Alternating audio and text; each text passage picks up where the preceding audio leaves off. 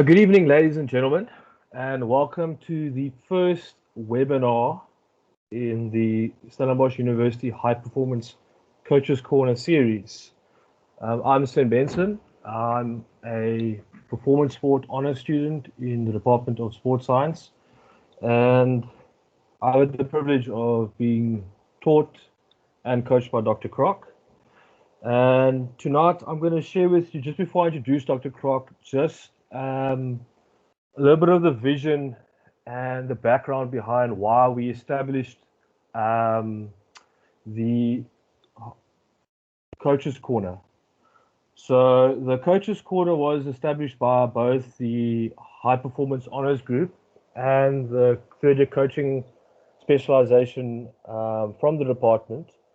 And it was mainly established to help bridge the gap in the sense of the opportunity that's out there for the opportunity to be able to go and attend seminars or other coaching courses to help improve coaching knowledge. And yeah, essentially one of the reasons was to bridge that gap, because we felt there's, you know, we can really with the opportunities we've been given as students and also lecturers in the department, we can really help people out there, provide a bit of enrichment, a bit of coaching education, and really we as students, we really do owe it out there to the world to really help other people. And yeah, essentially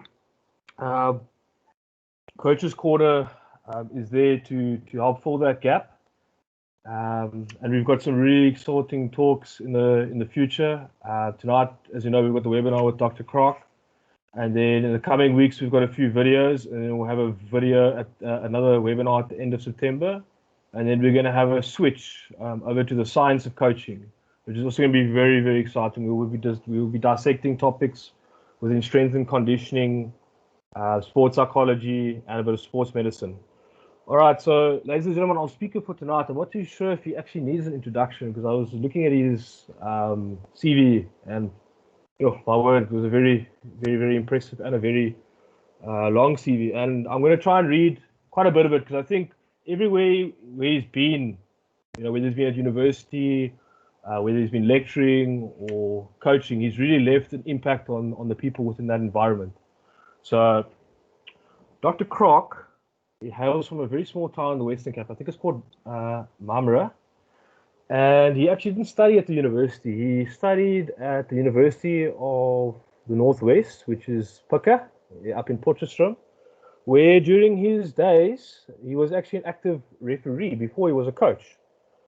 And in 2007, he was a sports scientist to the Leopards Craven Week team. He also served as a law consultant to the Leopards Rugby Union. He completed both his honors degree and his master's degree, focusing on the physiological demands of referees. So the man has a passion for refereeing as well, on top of his coaching. Then he came down to Stellenbosch University, where he completed his PhD. He's also been involved in coaching clubs within the Western Cape, notably St. George's Rugby Club that got promoted to the Western Province Super A, I think it was in 2015, as well as NNK.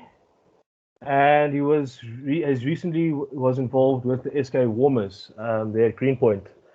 Dr. Kraak within the department, his research interests both include coaching and performance analysis, and he also lectures a subject in sports management as well as peak performance.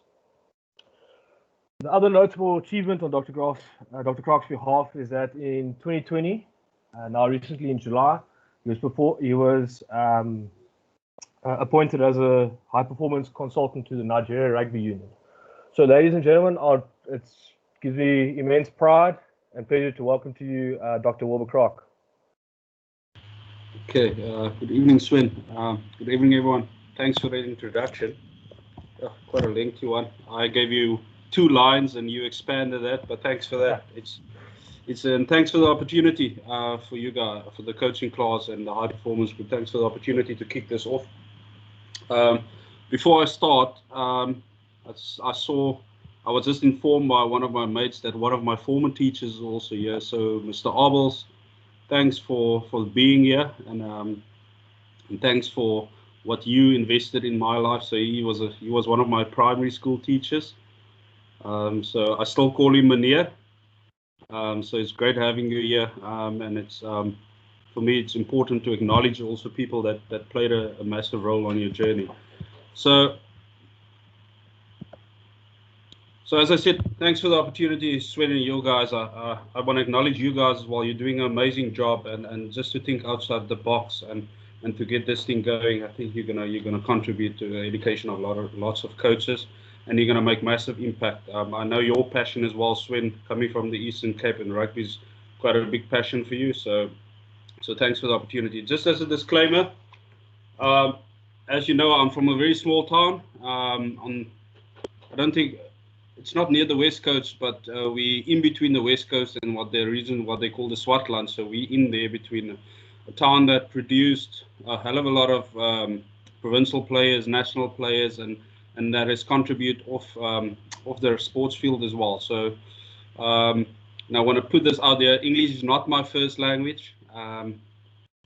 English, we only got exposed to English through self-defense, or if your grandmother shouts you, then she used English. So I've got challenged on my sentence construction on a WhatsApp group over the weekend. So Ms. Haynes, the challenge for you, and I hope you listen to this, is that you're only allowed to use Afrikaans for all your emails and communication with your fellow students and lecturers for the rest of the week. So that's the challenge for you. Okay, so that's the first disclaimer. The second disclaimer, what I'm going to share with you tonight is something that I'm really passionate about, something that worked for me.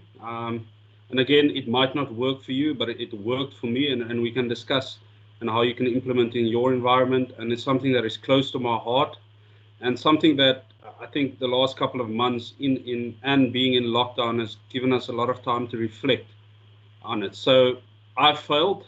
So I'm not scared to say that I failed a hell of a lot, and I've also had a bit of success. So what I'm going to share with you now is how Wilbur Kraak feels about the two parts of the topics and how it influences my coaching and my view on things.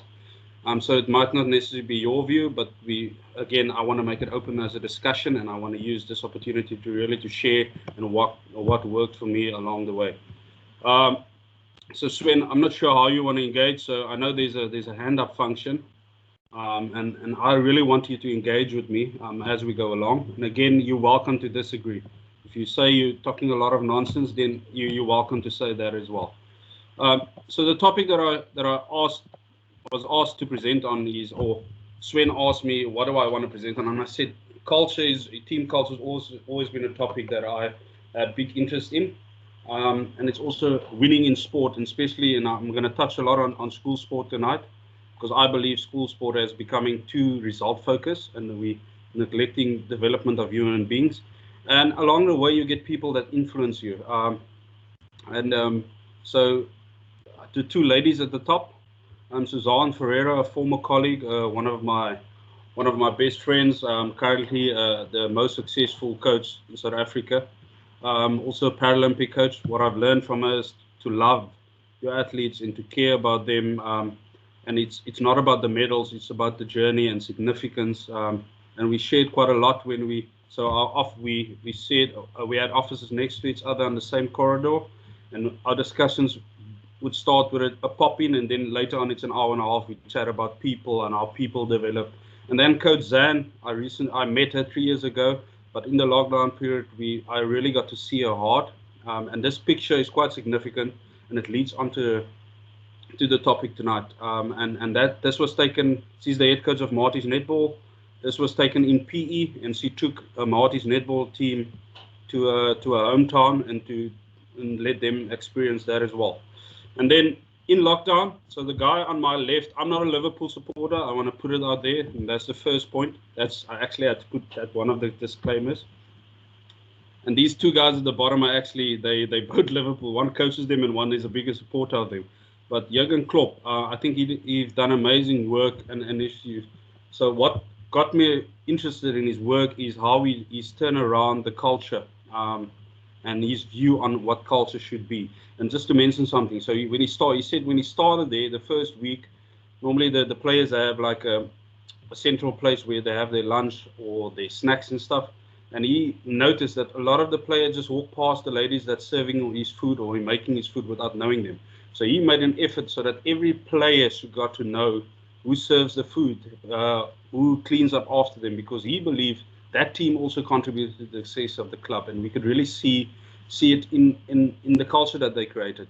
There was a culture of love and a culture of care, and that's evident in their approach, and they were successful. Last year they won the Champions League, this year the EPL, even though it took them 30 years, but congratulations on that. And then a guy in the corners called Ashwell Prince, I got to know him after he presented he was part of a panel that presented a webinar on for a fundraiser for one of the foundations in Cape Town, and I really got to connect with him in the last 2 months or so. A person that played sport at the highest level, but he's got a development focus, creating a culture where everyone can strive, and that's what I want to touch on tonight. So team culture is quite a broad topic, but I want to make a point first. What I've noticed in team cultures and speaking to people is they find it easier to exclude people than to include people. And we've seen it, what's happening in the media around sport. A lot of people has been excluded, but I just get a sense that we don't make an effort to include people. We rather spend a lot of time to exclude them and do things to exclude them. So that's just as a point of reference that I want to go into. So in order to define team culture, we firstly need to look at what is a team, and we need to look at what does a team consist of. And it's, for me, it's simple. There's a team consists of people, and that's people that needs to have a common goal. And sometimes we neglect that. It's some people, the group needs to make each other strong, and as individuals we cannot achieve it. And then on the right is a collection of people working together to achieve a desired goal. But in that, you also need to look at what can each individual contribute to the success of the team. And then there needs to be a common purpose, and there needs to be value. The program needs to be based on values. Then the next slide, there is no I in team. So personally, I don't believe in this one. Personally, I believe each individual is unique in his own way. Each individual contributes in his own way to the success of the team. But what I do is, once we've decided on that purpose and that values, then the I can't become more important than the team. But each individual needs to contribute to the success of the team. And what I've read the last couple of years is that people don't want to feel uncomfortable, because they feel, and I look at a rugby sport is a sport like that. So in rugby, they always speak about senior players. The senior players are doing that, and the senior players are doing that, and to certain traditions that the senior players run. But for me, that is like, and those traditions go on for 10 or 15 years, and those traditions doesn't represent the group of people. And for me, that's a sense of that people don't want to feel vulnerable. People don't, they feel comfortable because they're in that space, they're used to that space, it's where they feel comfortable, but they don't mind if other people feel uncomfortable. And that we need to change. So we need to make people in this culture, and when we speak about culture, people need to open up. And I'm going to show you a slide now, is where when we speak about inclusion and we speak about diversity from a South African context, we only look at people's race, age, where they come from, and that's what we consider as being diverse or making people different. But actually, there's a lot of more factors that play a massive role.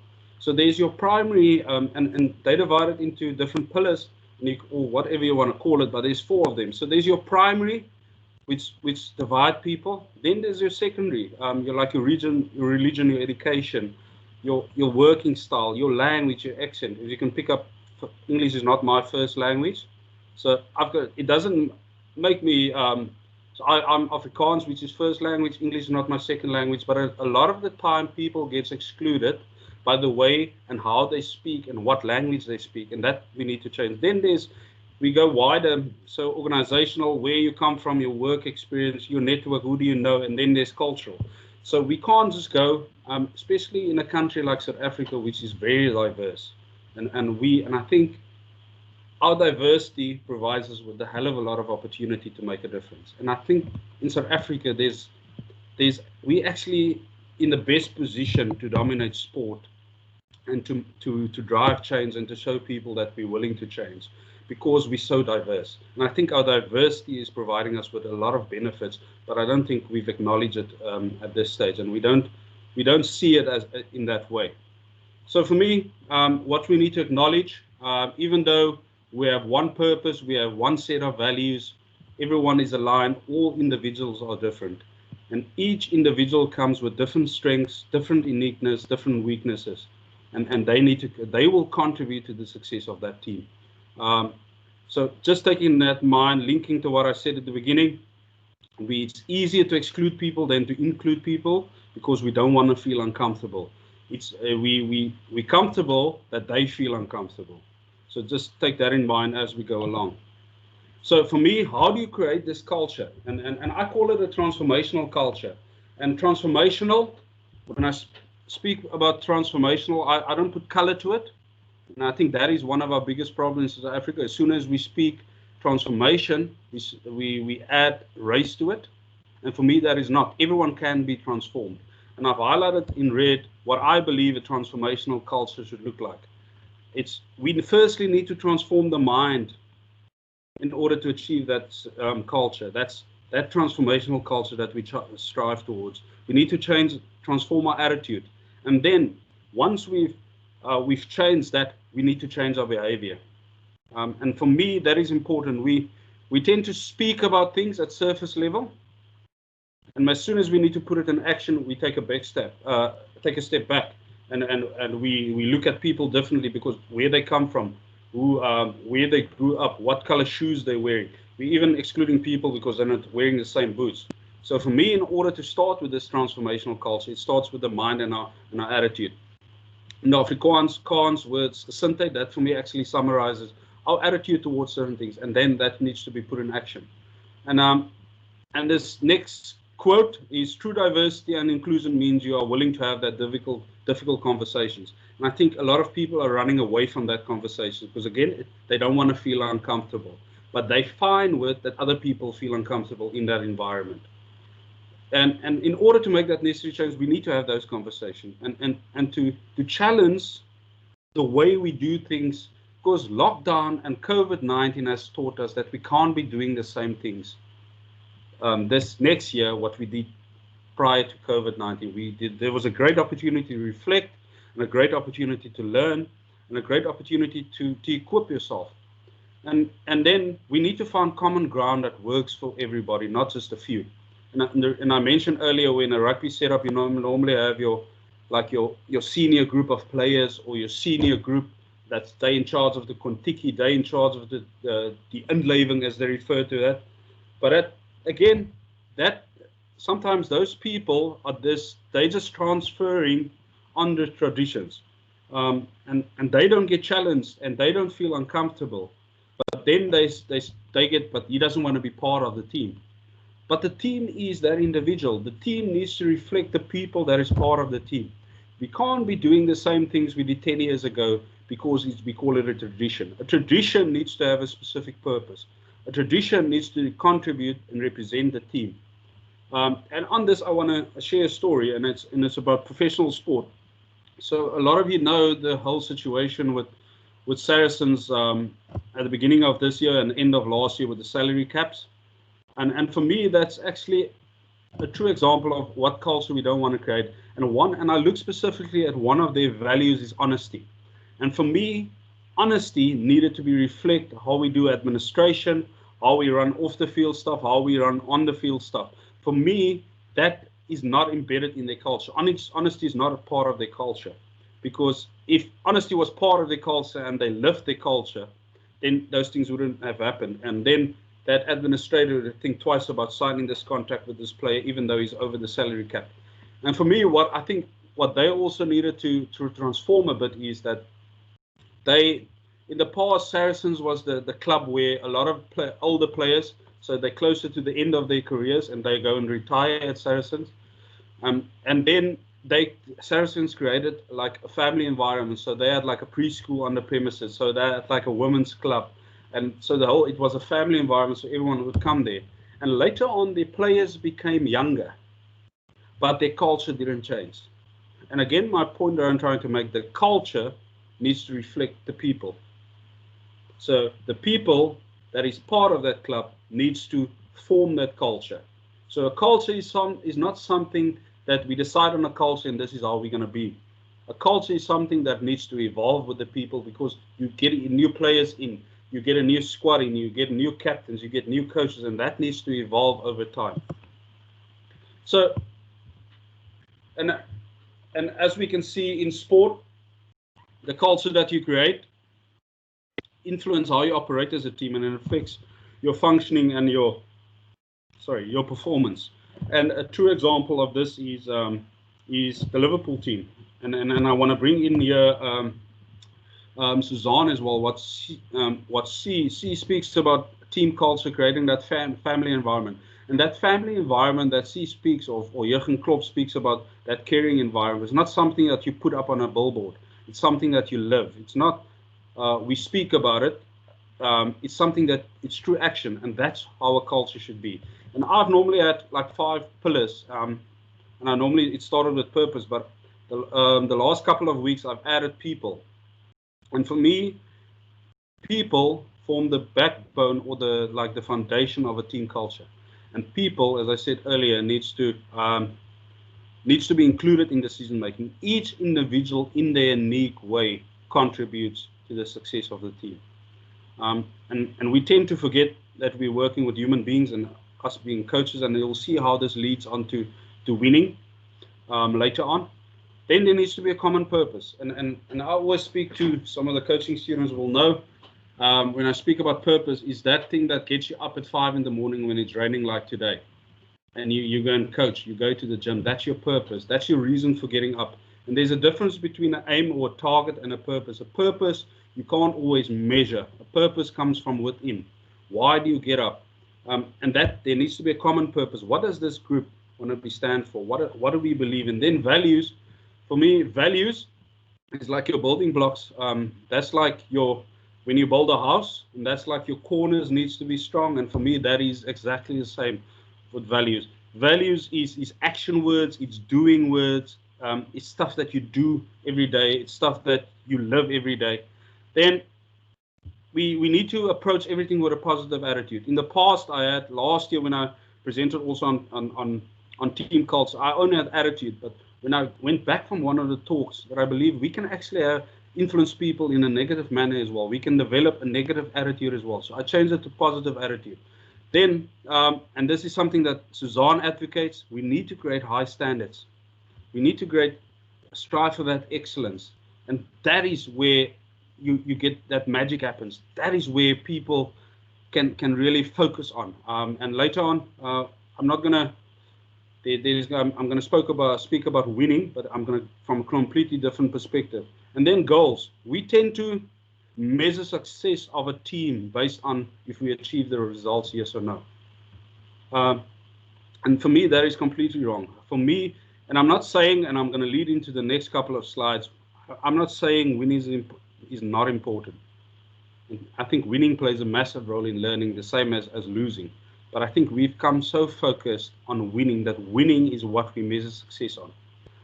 And I failed a hell of a lot of a coach, but I also had a lot of success. And my success is not based on I've won a lot of trophies. My success is along the way I've influenced a lot of people. And these days, and as I'm getting older, if I'm saying I'm getting older, Mr. Abels, then you must be really getting older. So you're close to retirement now. So I get invited to weddings, and I always go for weddings of my former players, and then I had opportunity 2018 to speak at a wedding of one of my former players. And for me, his dad passed away in that year, and I had the privilege to speak on behalf and represent his dad, and for me that is success, because I've instilled in him not just rugby, but I've taught him life lessons, and just for me that is success. Getting a message on your birthday and you're not coaching him, for me that is success. getting acknowledged. Coach, how are you doing? We miss you. This is what I've learned. And a lot of my former players has gone on to become coaches. And when I speak to them, they say, our building blocks are exactly the same as you instilled in me. And that for me is success. So winning in sport, and you've seen I've wrote it differently here, because winning for me is not about winning trophies. For me, winning people's heart. That's what I consider winning. But if I look at a mindset in South Africa, and you'll read in the SA Rugby magazine, I was interviewed for an article on professionalism in schoolboy rugby, and I stated there that the biggest problem with South Africans is that we see, if we don't end up first, we see it as a failure. And what that doesn't teach people to work to those dark moments or that setbacks, because we're so focused already. If I didn't win, then I'm a failure. And again, I just want to make it clear, I don't have an issue with winning, but I think it's how we win. And I want to challenge you on your mindset. You might win on the scoreboard, but you might lose people along the way, because then you need to ask yourself, did I really influence people?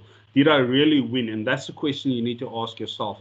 And it's important to put a trophy or on your trophy cabinet, on your bookshelf. That's great. It looks great. But if you lost people along the way, are you really successful as a coach? And that's a question you need to ask yourself.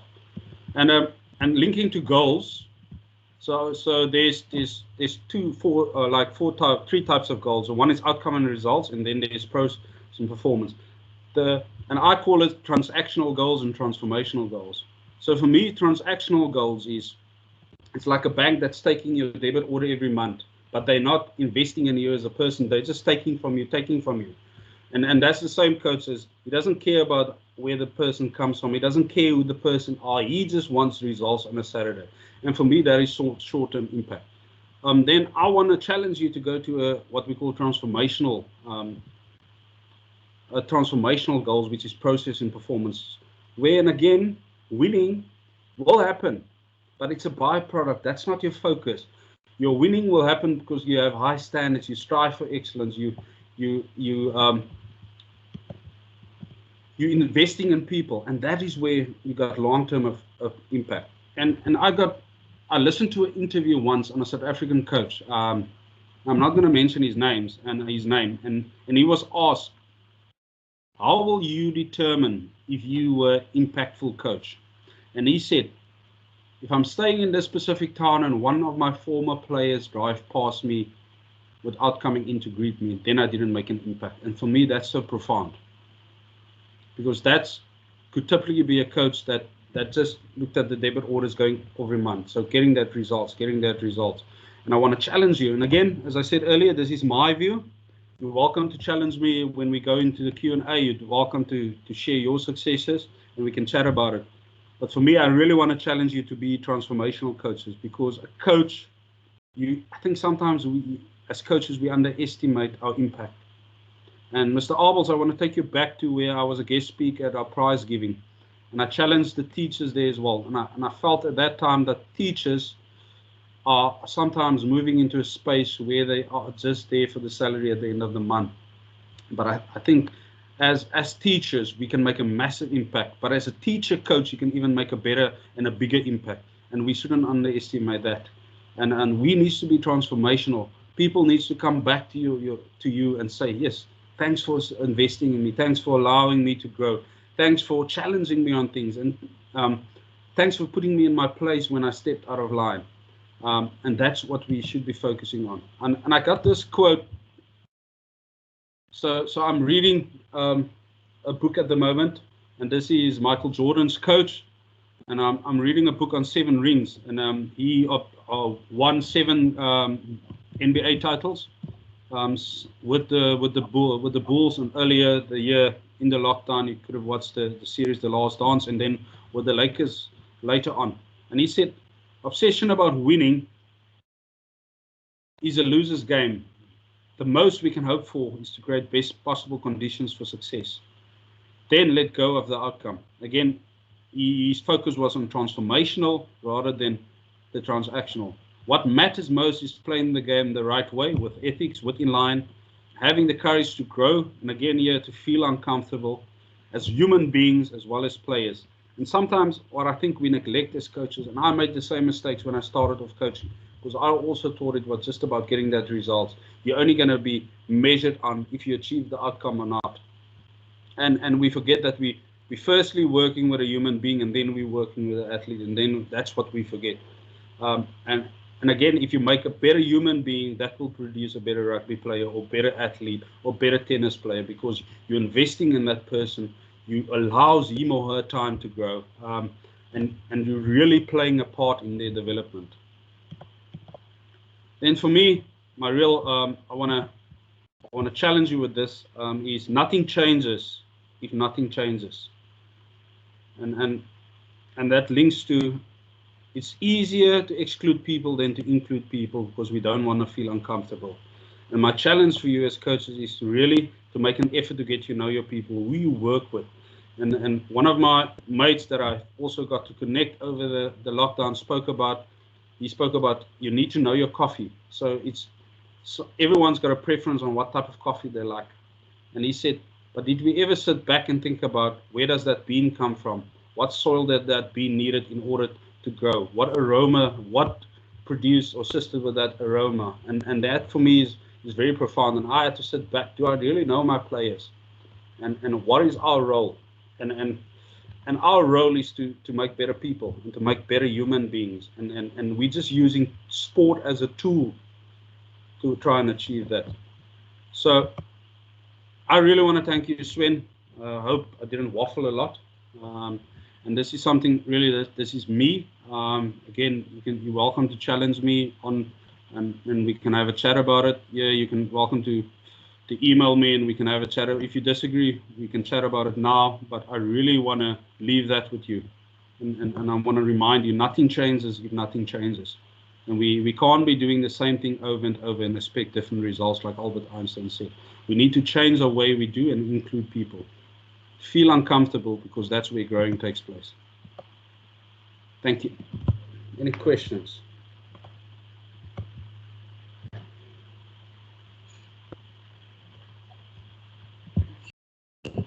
Sven, are we going to open with questions?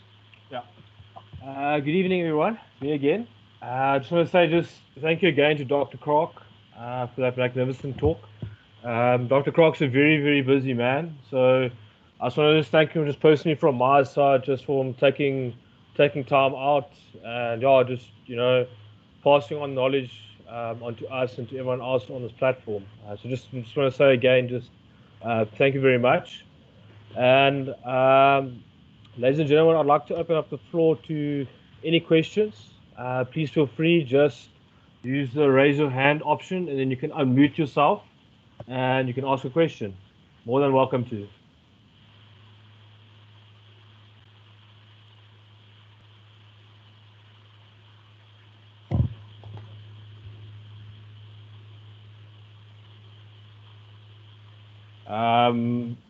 Is that your hand raised there, Mr. Landman?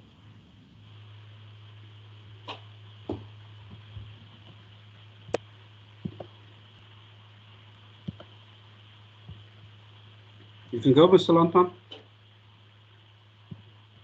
I'm wrestling with that.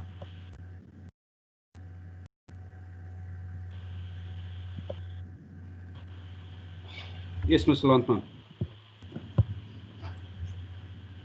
Oh. You're on mute now. Sorry, guys. I've been wrestling with the internet. I just wanted to ask, how do you convert your athlete from the win-at-all cost mindset? I think that's something which is quite often ingrained from them from when they were small. Have you got any secrets of the trade? Yes, there's no. If I knew that secrets, I'll be selling a lot of these DVDs, Mr. Landman. So, but I think from my personal experience, the first thing is we need to get to know them as human beings first, and is to show them that you care. And then the second thing for me is to educate, and we need to look at what is the success stories, and we can share a lot of success stories what is happening with players in professional sport. And then I think the third thing links to the talk tonight is create a culture where that winning is a byproduct of everything that you put in place. So for me, that's the three things that I'll focus on. But I think that the cornerstone is to get to know your athlete and create a culture where he or she can strive. And maybe the last thing is to challenge them on their beliefs the whole time. That is what I'll do.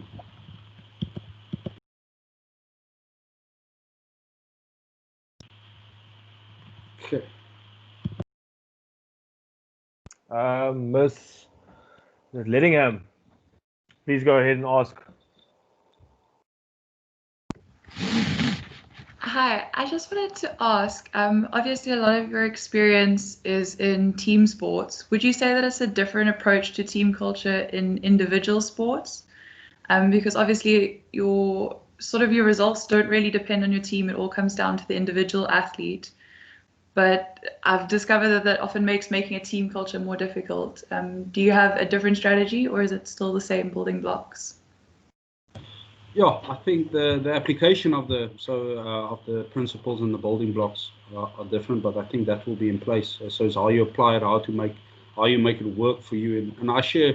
So I could spend a lot of time with Suzanne, Dr. Ferreira, that is the individual coach, and I think the culture that she works with the top disability athletes in South Africa. So that's exactly the same building block. She gets to know the people that she worked with, and then what she does is she allows them. So she's got a group of athletes, and she allows them to create the culture. And I think by just striving for excellence and giving your best and having that, and if you can go on a Twitter now and an Instagram, they're always having fun, and that's the approach. There should be people need to enjoy it. People needs to live the moment. They've got a saying, "Run free." And that's to live in the moment, to be in the moment, and to enjoy the moment. So for me, I think the building blocks are exactly the same, just the application are slightly different. But it's also you working with human beings.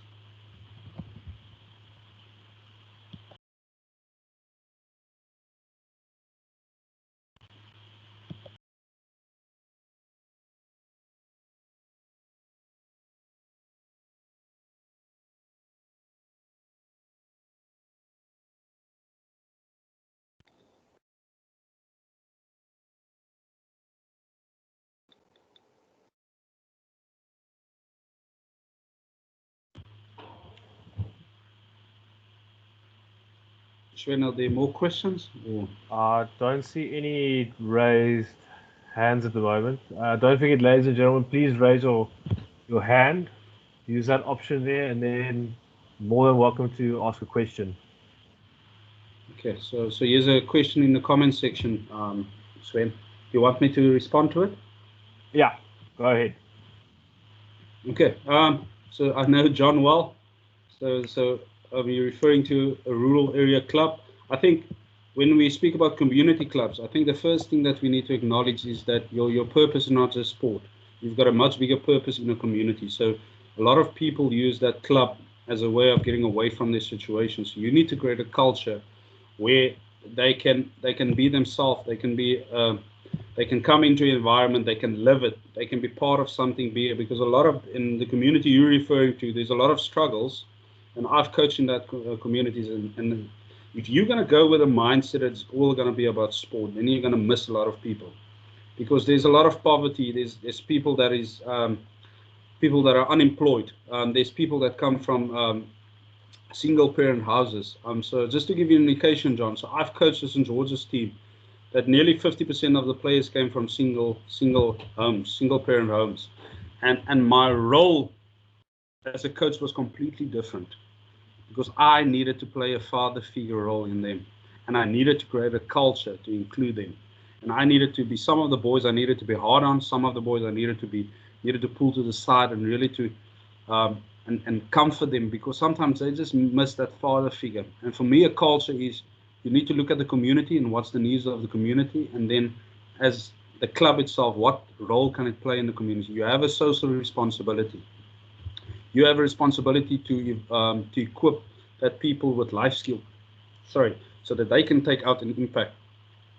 to impact that community. And a culture for me, there needs to be a common purpose. And I think, and I coach, most of my coaching has been at community clubs. And for me, the purpose was there. We need to use rugby as a tool to influence people. And then from that, you start your building blocks and you apply the same principles. But I think you've got a hell of a job there, John. And I think you're not going to be a coach, a rugby coach. You're going to be a life coach. You're going to be a father figure. You're going to be a dad. You're going to be an uncle. You're going to be a grandfather. And that's how you influence people along the way. So, yeah.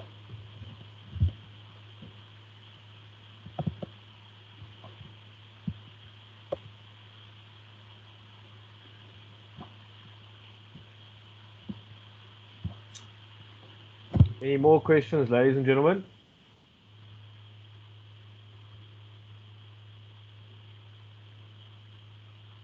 Just raise your hand if you want to ask a question.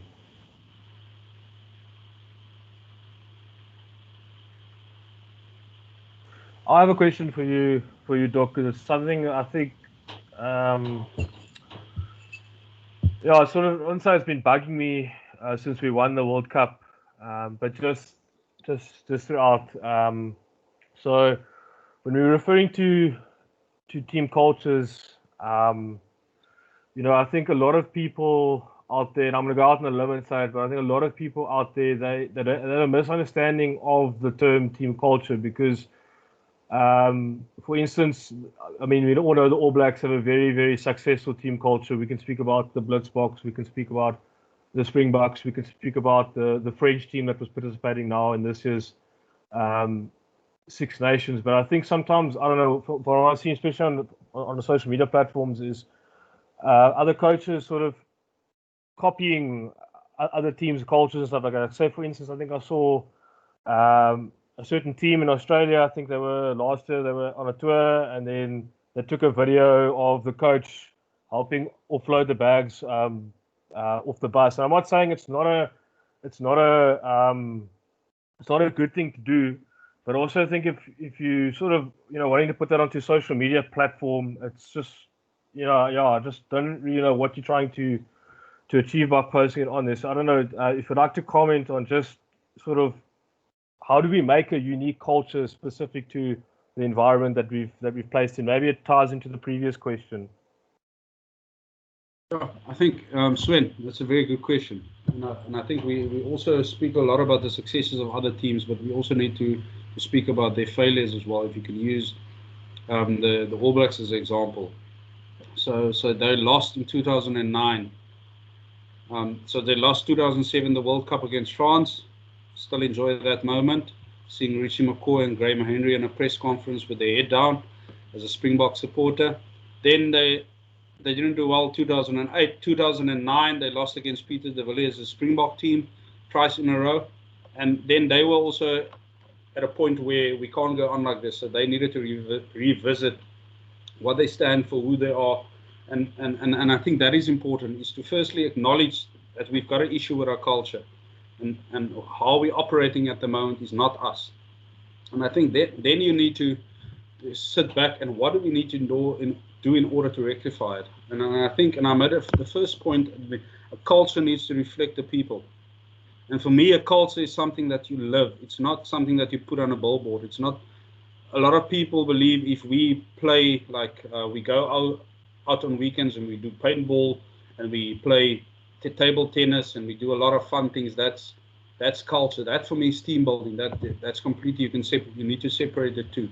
So culture needs to involve people, and a culture needs to involve as the people evolve. And I think that's the mistake that we make.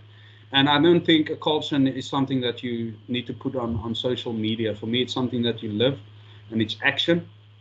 And so, yeah, so for me, a culture is something that you do to your action and how you operate. And actually, someone says integrity and honesty and those type of things is what you do when no one is watching you. So for me, that is a culture.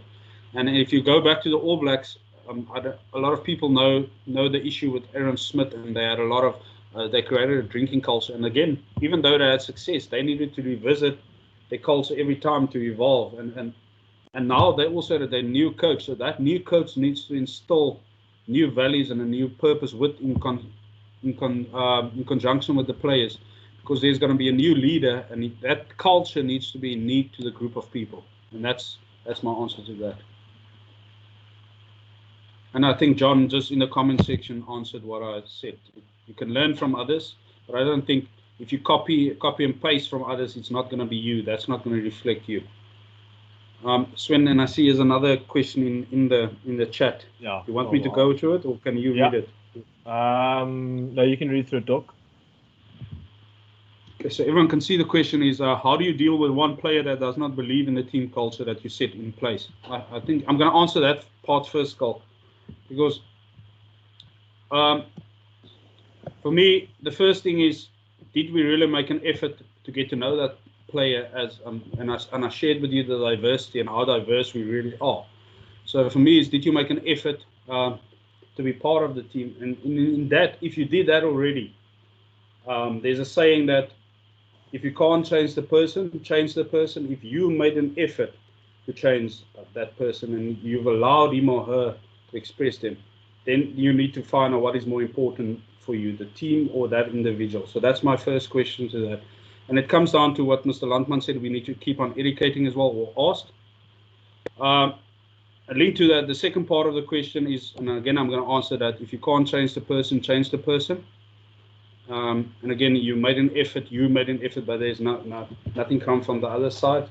So that is my view on that. But I think it's getting to know your players, educate, ask that difficult conversations. So that's the conversations we have. And then sometimes, once you exclude them and you change them, they will come back and they see what positive influence the team had on them.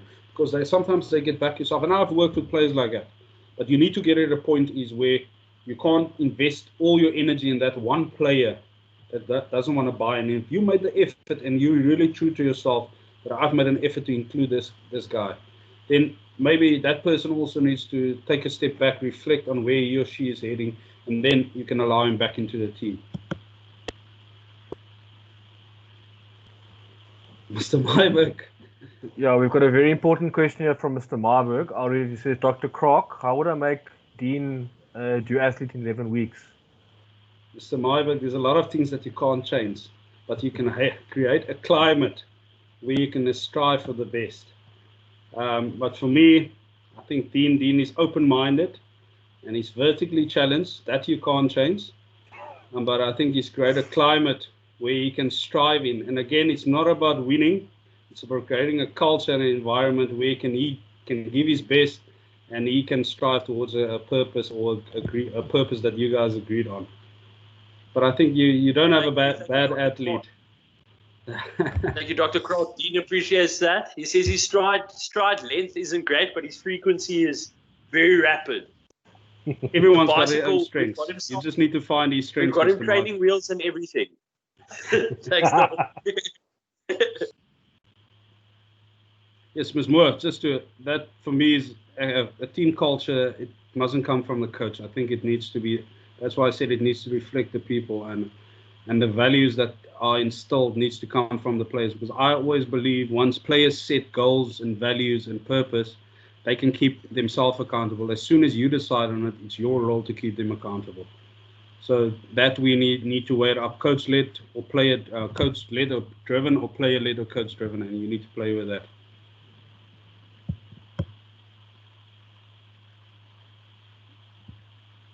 Okay, Sven. Any more questions, ladies and gentlemen? Please feel free to ask. We've got a question. Isabella, please go ahead, ma'am. Hi, Dr. Kraak. Yes, I hope you're in class tomorrow at 10, Ms. van der Rede. Of course, sir. I wouldn't miss it. I've got a question on how do you deal with the parents or other. It's rude, but outside, and they encourage the players. It's all about the winning. It's all about the winning. How do you respond to them, or how do you? Okay. So I missed the first part. So I picked up parents, and I think is what the impact is on winning. If I get you there. So I've so as you know, I've worked with students so I've been in this student environment for quite a long time, and I don't normally speak to players that leave sport, and I speak to them, and this is people that played sport at a really competitive level at school, and as soon as they leave school, they don't want to participate in sport, and I asked them, what are your reasons for not playing sport anymore? And the first thing they normally say is pressure from parents. Second thing is pressure from coaches. Third thing is pressure from the schools to perform, and that was their main reasons. And I know the fourth one, it wasn't fun anymore. And for me, how you educate parents is also to stop. Parents should stop living their dreams to their kids. For me, that's quite important, because a lot of these times, these parents didn't have opportunity, or they didn't use the opportunity to represent or play sport at the highest level. Because again, if you look at sport, only a small portion of sports or learners go on to play professional sport. And why are everything rooted, or the pathway follow, or the way we do things is always focusing on that 1% that's going to play at the highest level, but we don't focus on that 2%, on that 99% that's not going to play professional sport. So for me, it's all about educating, and I think players need to also, or parents need to take a seat back and look at their children developing, and look at their child developing. And for me, that is important. Don't put pressure on a child. Get to know the child.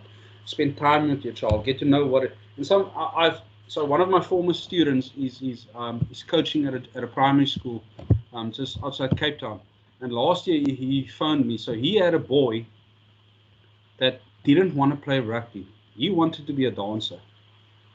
So in a team, and I told this former student, just get to know that kid, build a relationship with him, build trust. And after you've won the trust of the kid, have a conversation with the parents. Because sometimes the parent is forcing the kids into situations where they don't want to be. And I want to use my own son as an example. So my wife is a teacher, and she's quite strict and my son needs to do well academically. And 2 years ago, and this stuck with me, and this is always how I'm going to approach when we're dealing with kids. And his mom came to him, and she asked him, why didn't you get a 7 in maths? And he sat back and he says, Mom, you know that I play 4 sports. I have extra classes. I have cultural things. All these other kids, they only focus on academics and academics. I have a balanced life. And I thought, stupid, an 8-year-old boy telling his mom this. And that for me is exactly, give your children the best opportunity to develop as human beings. Don't force them into things that they don't want to be. Don't live your dreams through them. And it's all about education. And there's nothing wrong with a mom or dad being passionate about his kids doing well. But again, just take a seat back. Let them explore life. Let them bump their heads. Let them grow. Let them learn along the way. And that, I know it's a lot of waffle, this one here, and hopefully something in that made sense for you.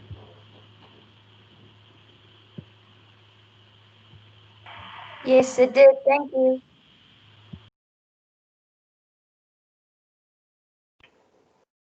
Any more questions, ladies and gentlemen? Please just use the raise your hand function, or you can type in the comments as well.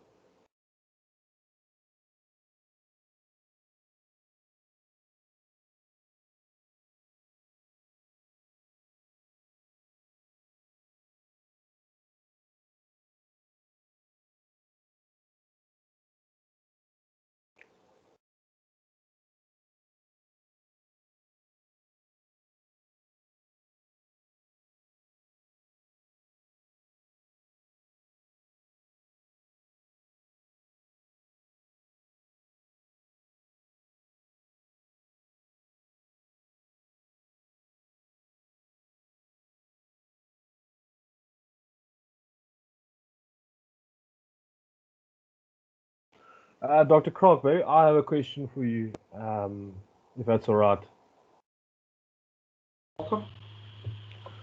So, we just think how I'm going to phrase this quickly. So, what do you propose is the way forward? Like we've mentioned, we've still got to, I don't want to say we're going to reprogram our minds on winning or anything like that. It's not anything like that. But just the path going forward, how are we going to, change this winning at all costs mentality? Because, for instance, I'll just use an example. I was watching Supersport the other day, and they're doing like sort of a recap on Craven Weeks from over the years, and coaches are all endorsing. If you make the last game on the final day, it's not the final, but it's the unofficial final, and it's sort of creating that. Craven Weeks always create that environment of every game's a knockout game, because essentially the final game that gets televised, it's the unofficial final. We like to term it like that. How do we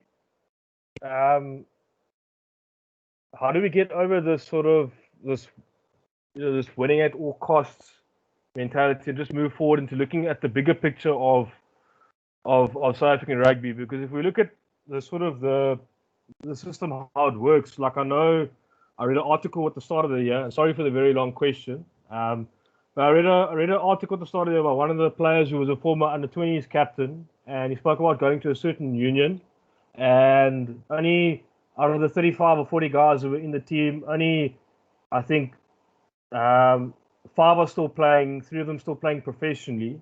So, I mean, there's 35 or 40 guys that have gone to a rugby union in South Africa. I won't mention a name or anything. But only through the whole system, through filtered out, because most of these guys have probably played Craven Week, only 5 are still actively playing rugby and 3 are playing professionally. And to me, that's not really a winning system. It sounds very weird, but it's not really a winning system if most of the guys, if it's almost like a filtering effect where most people aren't really active in the sport anymore. So I don't know if you can maybe pass a comment on that. Sven, I'm going to try and answer. That's quite a broad question, and there's a lot of things that you touch on. I think school sport, and this is my view, school sport needs to find its purpose again. That's, for me, simple. School sport needs to develop human beings and to prepare human beings for life.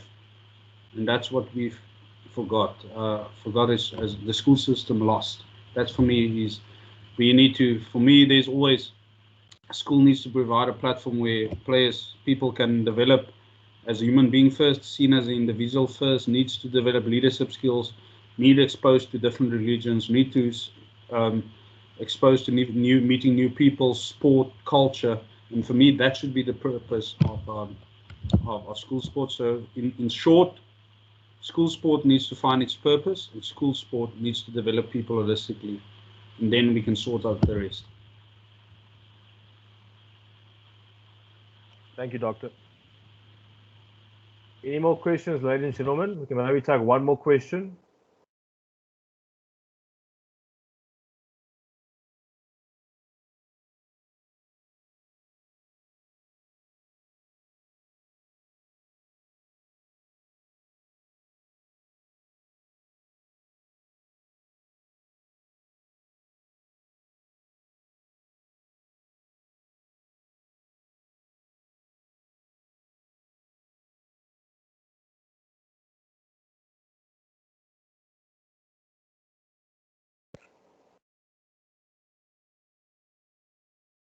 All right, if we don't have any more further questions, just in closing, I'd just like to say thank you again to Dr. Kraak for presenting tonight, being really informative. I hope he's left a very nice message out there for everyone. He's definitely left a message with me. And I'd just like to thank you, everyone behind the scenes. It's not just I know I'm the co-presenter or the MC tonight, but I'd really just like to say thank you to all those behind the scenes, from the HP Honours class as well as the third year coaching specialization class, whether you're on the social media team or whether you're on the marketing team or the video editing team or the YouTube team, no matter what team you're on, just thank you very much for your guys' contribution, because this evening could not have happened without the collective effort of everyone. So I'd just like to say thank you to everyone. And to those out there, our followers, please keep following us. We're really going to try and post some exciting content throughout the weeks to come. Next week, Monday, I will be presenting on core values in sport.